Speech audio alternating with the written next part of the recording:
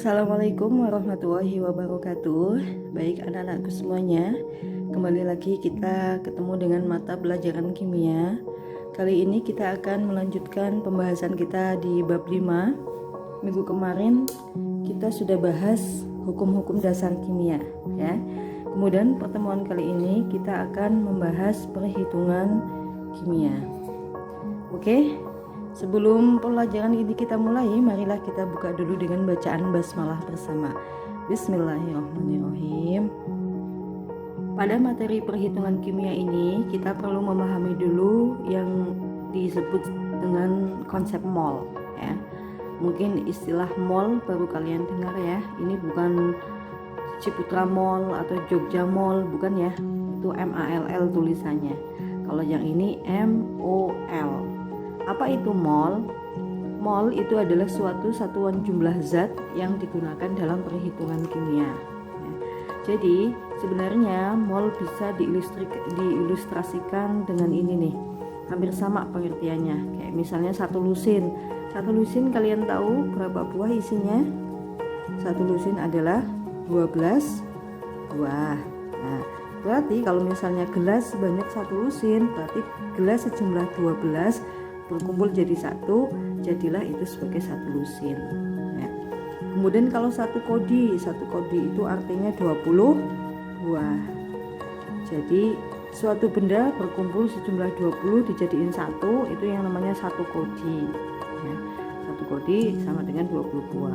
Lah satu mol itu berapa? Satu mol juga sama. Mol adalah kumpulan dari banyak partikel atom. Sebanyak berapa? Sebanyak, kita tahu atom kan kecil sekali ya, jadi nggak bisa dilihat ukurannya partikel mikroskopis.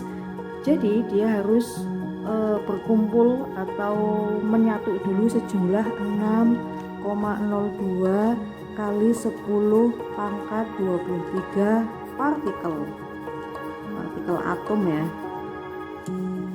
Jadi kalau dituliskan ini nolnya ada 23 karena 10 pangkat 23 sih ya. Jadi atom sejumlah ini nih 6,02 kali 10 pangkat 23 itu yang disebut sebagai 1 mol ya. Jadi yang disebut 1 mol ini, angka ini namanya bilangan Avogadro. Bilangan Avogadro atau disingkat sebagai L. Ya, jadi mol adalah suatu satuan jumlah zat yang digunakan dalam perhitungan kimia. 1 mol sama dengan 6,02 kali 10 pangkat 23 partikel.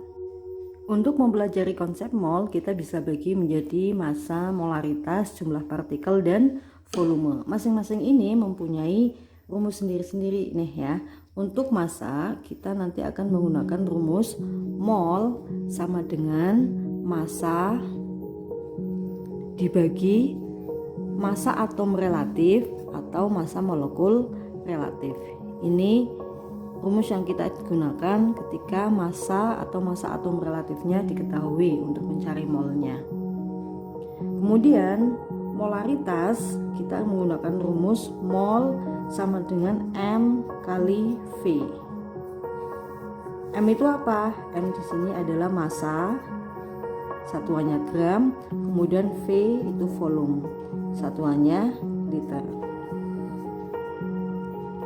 Kemudian jumlah partikel, kita akan menggunakan rumus mol sama dengan jumlah partikel dibagi bilangan Avogadro. Bilangan Avogadro itu tadi waktu kita membahas mol sudah pernah kita bahas ya, 6,02 kali 10 pangkat 23. Ini rumus yang ketiga. Dan satu lagi, kita akan bisa mencari volume, hubungan antara volume dengan mol. Pada kondisi STP, artinya suhu dan tekanan tetap, mol sama dengan volume dibagi 22,4. Ini rumus yang keempat. Selanjutnya nanti kita akan pelajari satu persatu sekalian dengan contohnya. Pada perhitungan kimia, kita perlu memahami bagaimana cara menghitung MR atau massa molekul relatif apabila massa atom relatif atau AR-nya diketahui. Kalian bedakan antara MR ini massa molekul, kalau AR adalah massa atom relatif. Ya. Ini di bawah ada contohnya. Apabila di sini diketahui massa atom relatifnya H itu 1, massa atom relatifnya S 32, massa atom relatifnya O 16, kalian disuruh menghitung berapakah massa molekul relatif dari H2SO4. Jadi ini berbentuk molekul, gabungan dari atom-atom. Karena dia molekul, maka dia mempunyai massa molekul relatif. Berbeda dengan H. H ini atom. Karena dia atom, maka massanya adalah massa atom relatif. Angka-angka ini, massa atom relatif ini bisa kita lihat pada tabel SPO, ya. Oke, kita mau hitung berapakah MR-nya H2SO4. Kita tinggal jumlahkan saja, ya. Dikalikan angka indeksnya. Jadi gini, karena MR-nya H2SO4, kita lihat di sini H-nya ada 2 atom, S-nya ada 1 atom, dan O-nya ada 4 atom. Jadi kalau mencari MR-nya tinggal 2 kali massa atom relatifnya H. Kenapa 2? Karena H-nya ada 2, ya. Kemudian ditambah di sini S-nya ada 1, berarti 1 kali massa atom relatifnya S. Ditambah kita lihat di sini O-nya ada 4, berarti 4 kali massa atom relatifnya O. Sampai sini paham ya? Selanjutnya ke bawah tinggal kita masukkan datanya. AR-nya H kita lihat di sini 1. Ditambah AR-nya S, ini kan 1 nih, 1, AR-nya S 32, ditambah 4 kali massa atom relatifnya O 16. Oke, ke bawah kita tinggal matematika saja, kita hitung. 2 kali 1 2, ditambah 1 kali 3 2, 32, ditambah 4 kali 16, 64.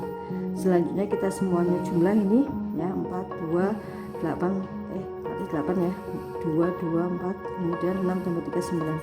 Berarti hasilnya 98. Ini massa molekul relatifnya H2SO4.